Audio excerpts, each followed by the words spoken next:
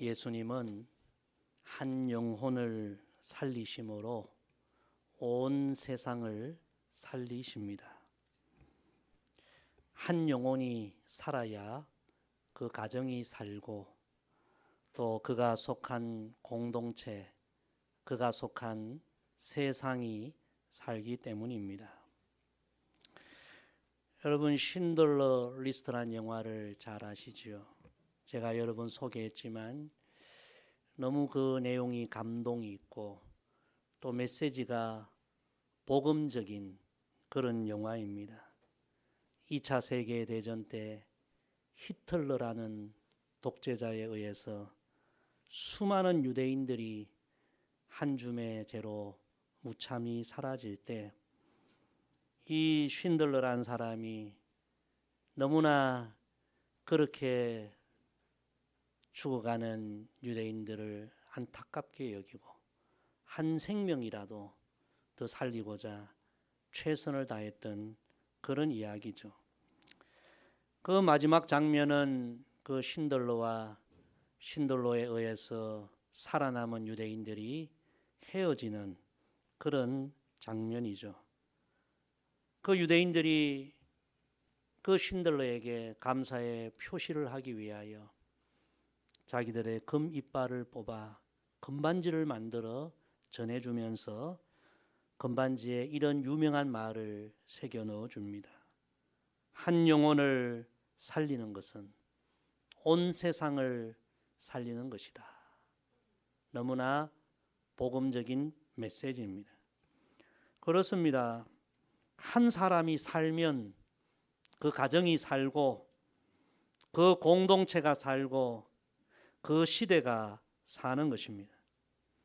그래서 우리 예수님 사역을 보면 언제나 한 사람을 주목하시고 한 사람을 치료하시고 살리시고 구원하시고 새롭게 하심으로 그 한 사람을 통해서 그가 속한 가정을 구원하시고 그가 속한 지역을 구원하시고 그가 살아가는 그 시대를 살리시는 그런 사역이었습니다. 그래서 예수님께는 언제나 한 사람 한 사람이 너무나 중요합니다. 성도 여러분, 우리는 이 말씀을 나 한 사람에게도 적용할 수 있습니다. 예수님은 오늘도 나 한 사람을 변화시키시고 치료하시고 새롭게 하심으로 말미암아 내가 속한 나의 가정, 내가 속한 나의 교회, 내가 속한 나의 직장, 내가 살아가는 나의 마을, 이 세상을 새롭게 하시고 변화시키기를 원하십니다. 여러분, 내가 살지 못하는데 어떻게 우리 가정이 살겠습니까? 내가 살지 못하는데 어떻게 우리 교회가 살겠습니까? 한 사람을 변화시켜 그가 속한 공동체, 그가 속한 모든 세상을 변화시키고 살리기를 원하시는 이 주님의 귀한 말씀을 오늘 나를 향한, 오늘 나에게 주시는 하나님의 말씀으로 이 시간 듣기를 소망합니다. 예수님께서 어느 날 벳세다란 마을에 가십니다. 그때 사람들이 인생의 등불이라고 하는 시력을 잃어버린 맹인 한 사람을 예수님께 데리고 옵니다. 이 사람은 그 마을에 영향력 있는 사람 아닙니다. 부자도 아닙니다. 사람들이 주목하는 사람도 아닙니다. 그저 소외되고 연약하고 힘없는 그런 장애인 한 사람이었습니다. 어쩌면 그 가족들에게도 짐이 되는 그런 작은 한 사람이었습니다. 그런데 예수님은 아무도 주목하지 않는 이 맹인 한 사람을 주목하시고 그를 붙잡아 주시고 그를 치료해 주시고 그를 새롭게 하심으로 그 한 사람을 통하여 그 가정이 변화되고 새로워지고 그 마을이 또 새로워지는 그런 역사가 펼쳐지게 하셨습니다. 사랑하는 성도 여러분, 오늘 이 말씀 나에게 주시는 말씀으로 우리가 듣고 다시 한번 우리 모두가 주님의 손길에 의해 주님의 은혜에 의해 새로워지고 변화되고 치유되고 거듭나서 나 한 사람이 우리 가정을 새롭게 하고 우리 교회를 새롭게 하고 우리 직장을 새롭게 하고 우리 사는 이 세상을 새롭게 하는 하나님의 선한 도구로 쓰임 받기를 주님의 이름으로 축복합니다. 자, 우리 22절 23절 말씀 같이 읽습니다. 베세다의 이름의 사람들이 맹인 한 사람을 데리고 예수께 나와 손대시기를 구하거늘 예수께서 맹인의 손을 붙잡으시고 마을 밖으로 데리고 나가사 눈에 침을 뱉으시며 그에게 안수하시고 무엇이 보이느냐 물으시니. 아멘. 첫째, 예수님은 맹인의 손을 붙잡으셨습니다. 오늘 23절에 중요한 말씀이 있죠. 예수께서 맹인의 손을 붙잡으시고, 예수님께서는 가장 먼저 그 맹인의 손을 붙잡으셨습니다.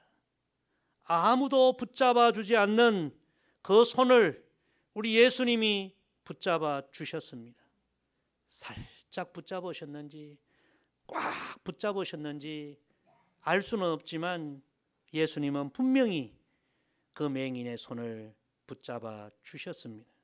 성도 여러분, 우리 예수님께서 한 사람을 변화시키고 새롭게 하시고 치료하시고 구원하시고 또 그를 사용하시는 첫 번째 과정은 그를 붙잡으시는 과정입니다.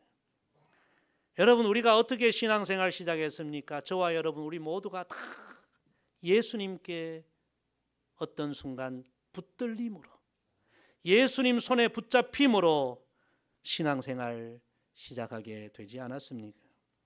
이 맹인은 영문도 모른 채 사람들에 의해 예수님 앞에 왔다가 그 순간 예수님 손에 꽉 붙들리게 되었습니다. 그런데 그때까지만 해도 이 맹인은 몰랐습니다. 예수님께 붙들리는 이 순간이 자신의 인생에 장차 얼마나 놀라운 일이 일어날 것인지 그는 몰랐습니다. 그런데 지나고 보니까 예수님 손에 붙들린 그 순간이 그의 인생이 송두리째 변화되고 치유되고 거듭나고 새로워지는 기적과 영광과 축복의 순간이 되었다는 것입니다. 사랑하는 성도 여러분, 우리 모두가 다 예수님 손에 붙들린 순간이 있어서 오늘 이렇게 하나님 자녀로 복되게 살아가는 줄로 믿습니다. 요즘 그런 이야기가 있더라고요. 노인은 많아도 어른은 없다. 우리나라 노인이 얼마나 많습니까?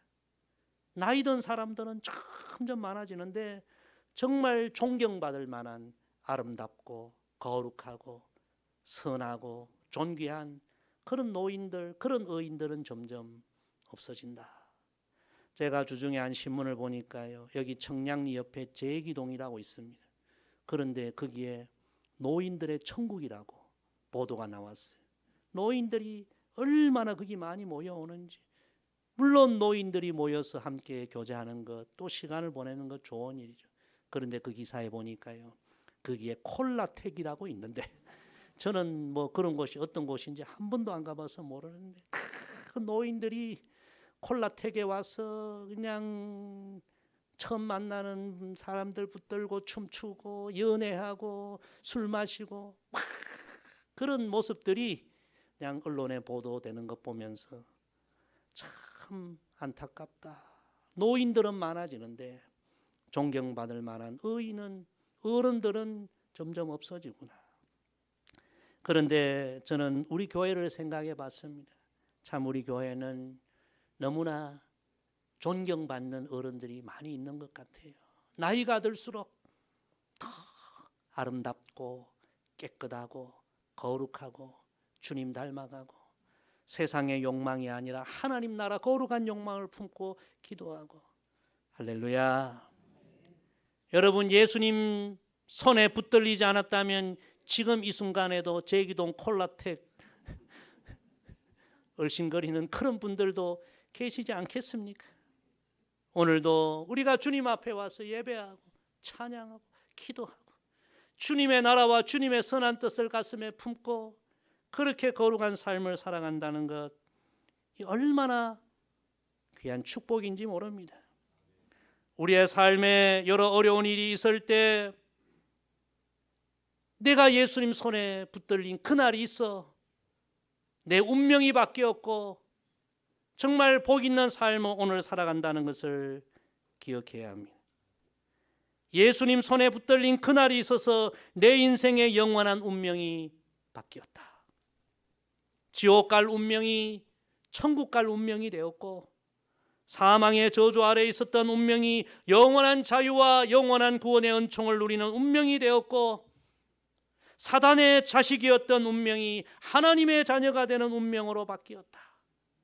예수님 손에 붙들림으로, 예수님 만남으로 내 인생에 이런 놀라운 역사가 일어났다. 할렐루야. 우리는 이 사실을 기억하며 좀 어려움이 있어도 우리는 그 어려움을 극복해야 합니다. 이번에 캄보디아 선교 가서 모처럼 우리 선교사님과 한 주간 많은 대화를 나누었습니다. 선교사님께서 한 번은 그런 이야기를 하더라고요. 캄보디아는 여러분 90% 이상이 다 불교인들이라고. 그래서 마을마다 절이 있고요. 마을마다 다 그렇게 중들이 많고요. 마을에 아기가 태어나면 첫 번째 방문하는 손님이 그 마을의 중이랍니다. 이 중들이 왔어요. 태어나는 아기에게 첫 번째로 손목에 줄을 딱 묶어 주고 간다는 거예요.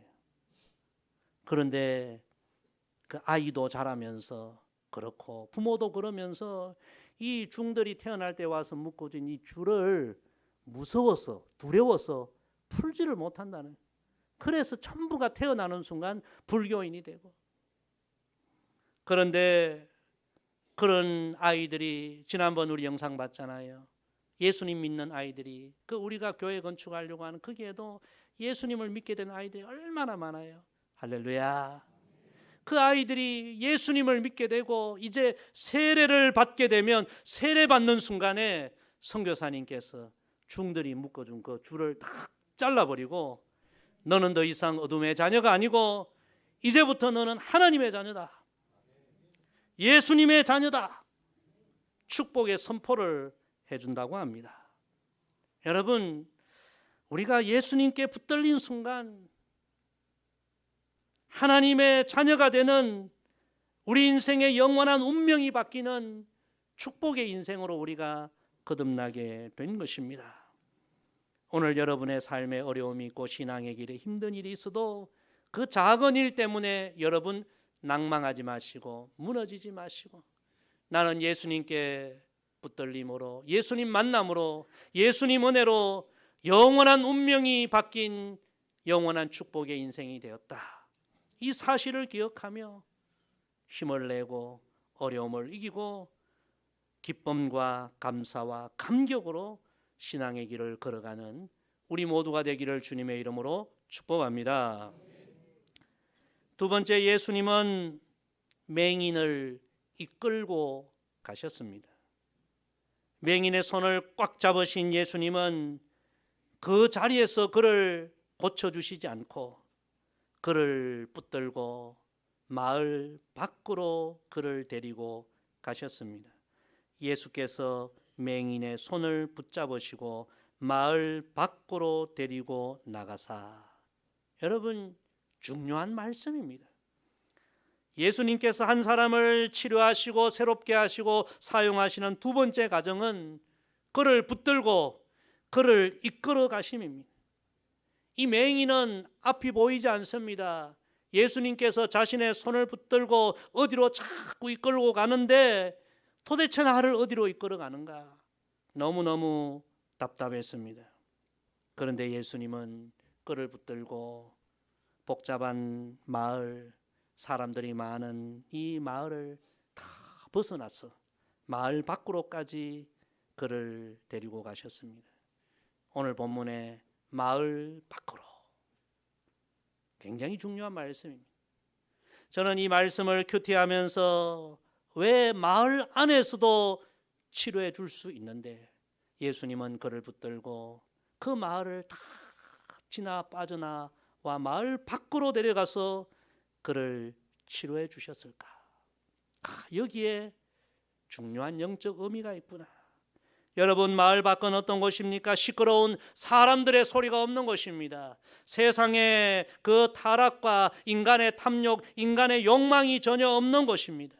그곳은 맹인과 예수님 두 사람이 어떤 방해도 받지 않고 조용히 교제할 수 있는 곳입니다. 세상 한복판에 살았던 그 맹인이 세상의 방해, 사람의 방해를 받지 않고 오직 예수님께 집중할 수 있는 곳입니다. 예수님은 그래서 맹인은 너무 답답하지만 나를 도대체 어디로 이끌어가는가? 가다 돌부리에 걸려 넘어질 수도 있고 가다가 여러 가지 장애물에 또 부딪힐 수도 있지만 끝까지 예수님은 그 맹인을 이끌어 가신 것입니다. 성도 여러분, 우리는 이 말씀을 우리의 신앙생활에도 적용할 수 있습니다. 우리를 붙잡으신 예수님은 예수님을 믿기 시작했지만 여전히 우리 안에 불신앙적인 요소가 많고요. 옛 사람의 변화되지 못한 모습이 많고요. 이 세상 사람들과 똑같은 타락한 욕망이 우리 안에 많고요. 예수님은 그 모든 것을 다 제거해 주시고 우리를 온전히 변화시켜 주시고 오직 예수님께만 집중하고 오직 예수님과 친밀한 교제를 나누는 거룩한 성도로, 정금 같은 성도로 우리를 변화시키기 위하여 예수님은 날마다 우리를 성령으로, 말씀으로 이끌어 가신다는 사실을 우리는 잊지 말아야 합니다. 이 맹인이 처음에는 얼마나 답답했을까요? 도대체 나를 왜 이렇게 이끌어 갑니까? 그런데 끝까지 주님 손에 붙들려 도착해 보니 그곳은 주님을 또렷하게 만날 수 있는 곳이요, 주님의 그 놀라운 치유의 은혜를 경험할 수 있는 곳이요, 자신의 인생이 송두리째 변화되고 거듭나는 은총의 자리, 축복의 자리였던 것입니다. 여러분, 예수님 손에 붙들린 이후에도 신앙의 길을 걸어가기 시작한 이후에도 우리가 여러 가지 신앙의 어려움, 삶의 어려움을 경험할 수 있습니다. 예수님 믿으면 당장 모든 것이 형통해지고 당장 모든 것이 다 내 소원대로 되면 좋겠지만 그렇지 않는 경우가 너무 많습니다. 예수님, 왜 저를 이렇게 이끌어 가십니까? 답답할 때가 있습니다. 그러나 우리가 끝까지 주님 신뢰하며 주님의 인도를 따라 믿음의 길을 걸어가면 그 자리는 우리의 신앙의 불순물이 제거되고 순금 같은 믿음의 사람으로 거듭나고 하나님의 은혜와 축복을 마음껏 받을 수 있는 그런 자리가 될 줄로 믿습니다. 여러분, 지금 어떤 길을 걷고 있습니까? 주님, 왜 저에게 이런 길을 허락하십니까?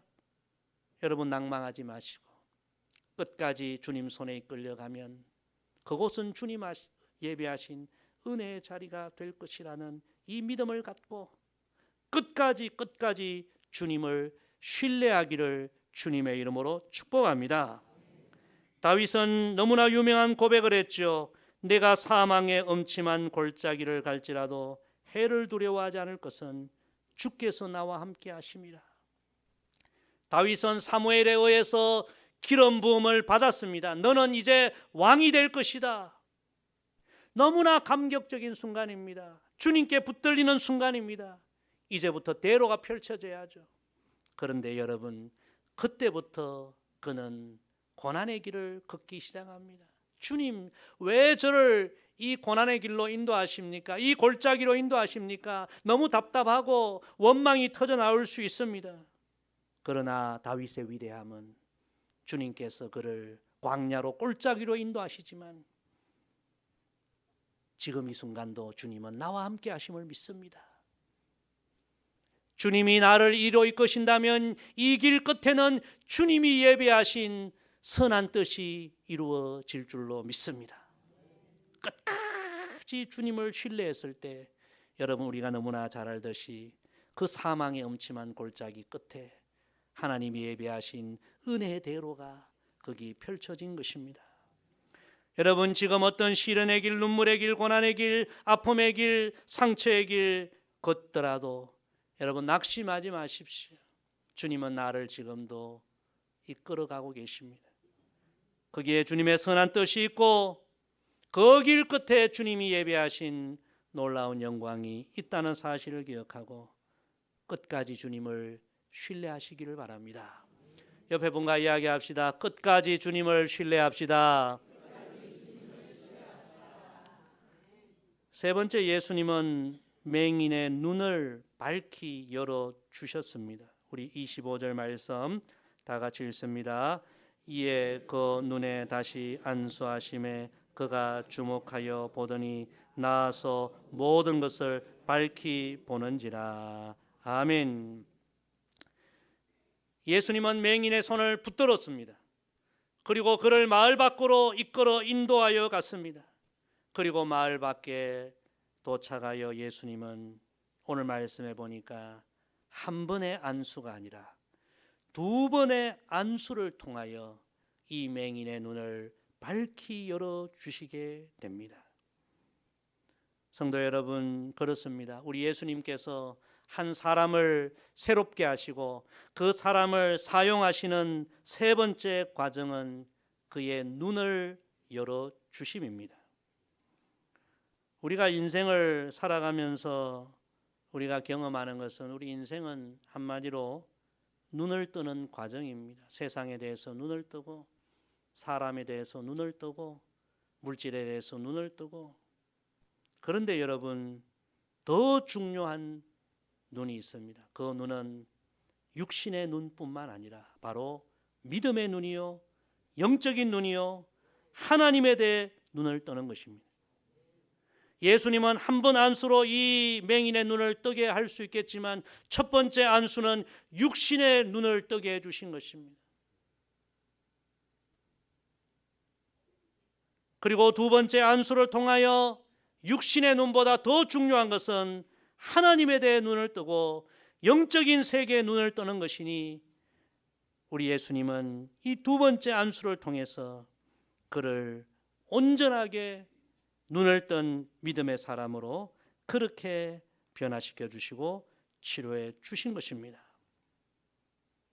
사랑하는 성도 여러분, 우리 주님은 오늘도 우리가 태어날 때는 다 이 세상에 눈을 뜨고 태어났지만 주님은 정말 우리가 예수님 만나고 영적인 눈을 뜨고 믿음의 눈을 뜨고 하나님에 대해서 눈을 뜨고 하나님의 나라와 하나님의 영원한 세계에 눈을 뜨기를 원하신다는 그 사실을 여러분 깨닫게 되기를 간절히 소망합니다. 신앙생활을 해도 교회에서 직분을 맡아도 여러분 영적인 눈을 뜨지 못하면, 하나님에 대하여 하나님의 나라에 대하여 눈을 뜨지 못하면 여전히 세상 사람과 비슷한 어린아이의 수준에 머물 수밖에 없습니다. 여러분, 이렇게 늘 기도하시기 바랍니다. 따라합시다. 주님, 내 눈을 열어주십시오. 여러분, 아침에 일어나는 순간 눈에 보이는 세상을 전부로 보는 것이 아니라, 오늘도 하나님은 나와 함께 하시고 나를 인도하시고 나를 향한 선한 뜻을 갖고 내 삶을 통치하신다. 여러분, 하나님에 대하여 눈이 열린 사람과 하나님에 대하여 눈이 감겨 있는 사람은 삶이 다른 거죠. 하루에 그 모든 행동이 다른 거죠. 주님, 제 눈을 열어주십시오. 하나님 보기를 원합니다. 하나님 나라를 보기를 원합니다. 하나님의 세계를 보기를 원합니다.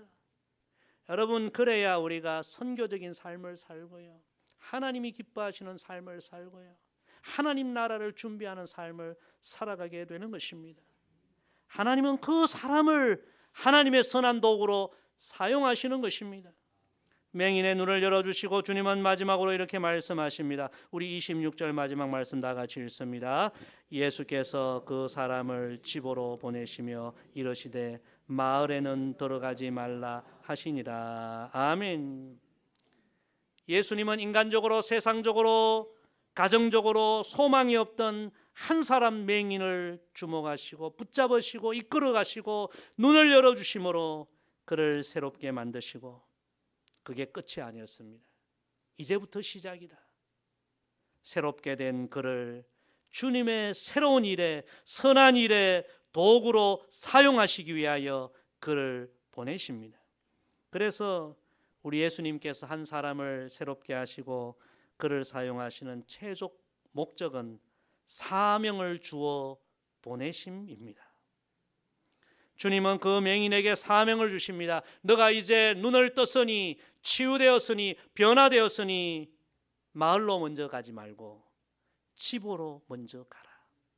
지금도 너를 위하여 고통 가운데 있을, 눈물 흘리고 있을 부모, 형제, 가족들에게 주님께서 너에게 행하신 이 놀라운 일, 복된 일을 가정에 먼저 증거해라. 가정에서 전도자가 되고, 가정에서 선교사가 되고, 가정에서 먼저 사역자가 되라. 치유된 너는 너의 가정에서부터 복음을 전하고 너의 가정을 살리고 앞으로 온 세상을 살리는 그런 하나님의 사람이 되라. 여러분, 얼마나 귀한 말씀입니까? 진실로 주님의 선한 역사는 한 사람을 통해서, 한 사람의 구원과 치유와 회복을 통해서 그 사람이 속한 중요한 공동체인 가정과, 그리고 그 사람이 속한 모든 세상에서 시작이 된다. 이 사실을 오늘 우리가 꼭 기억하게 되기를 소망합니다. 오늘 말씀 정리합니다. 여러분, 주님은 오늘도 나 한 사람이 새롭게 되기를 원합니다. 주님은 나 한 사람을 치료하시고 변화시키고 거듭나게 하셔서 나의 가정을, 내가 섬기는 우리 교회를, 내가 속한 이 세상을 치료하고 살리는 선한 도구로 사용하기를 원하십니다. 여러분, 기억합시다. 내가 살아야 가정이 살고, 내가 살아야 교회가 살고, 내가 살아야 세상이 사는 것입니다. 새로운 한 달 6월입니다. 여러분, 어떤 기도 제목을 오늘 주님 앞에 드리기 위해 나왔습니까? 주님, 제가 살아야 합니다. 제가 치유되어야 합니다. 제가 변화되어야 합니다. 제가 회복되어야 합니다. 제가 거듭나야 합니다. 그래야 우리 가정이 삽니다. 우리 교회가 삽니다. 우리 마을이 삽니다. 이 대한민국이 삽니다. 이 맹인 한 사람에게 일어났던 이 치유와 주님의 그 선한 역사가 우리 한 사람 한 사람, 우리 각자에게 일어나기를 주님의 이름으로 간절히 부탁을 드립니다. 기도하겠습니다. 아버지 하나님, 아무도 주목하지 않던 맹인 한 사람을 붙잡으시고 이끌어 가시고 눈을 뜨게 하시고 사명을 주어 보내심으로 그 한 사람을 통해 그 가정이 새로워지고 그 마을이 새로워지고 그 세상이 새로워지게 하셨던 그 귀한 말씀을 오늘 나를 향한 주님의 말씀으로 듣게 해주시니 감사합니다. 내가 살아야 온 세상이 산다는 진리를 기억하고 이 새로운 한 달 6월달 다시 한번 우리의 신앙을 잠잠히 돌아보고 주님의 그 은혜와 주님의 역사 가운데 우리 영혼이 치유되고 우리 영혼이 살아나고 우리 신앙의 영적 충만함을 다시 회복함으로 말미암아 우리 한 사람 한 사람으로 인하여 가정이 변화되고 우리 교회가 새로워지고 이 대한민국이 새로워지는 은혜가 있게 하여 주옵소서. 감사드리며 예수님의 이름으로 기도드리옵나이다. 아멘.